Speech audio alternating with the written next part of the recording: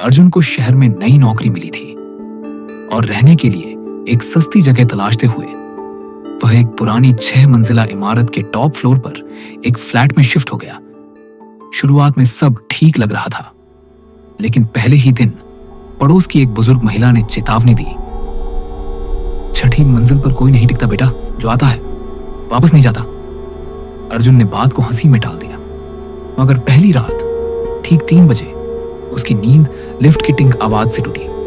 उसने दरवाजा खोला तो देखा कि लिफ्ट अपने आप खुली थी, लेकिन उसमें कोई नहीं था।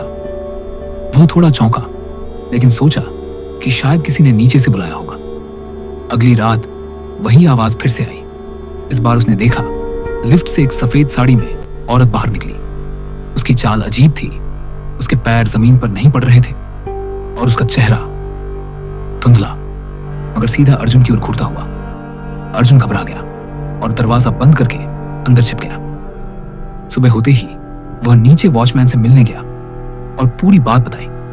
वॉचमैन का चेहरा एकदम उतर गया और उसने धीमे स्वर में बताया कि 15 साल पहले इसी फ्लैट में एक औरत रहती थी जो लिफ्ट एक्सीडेंट में मारी गई थी।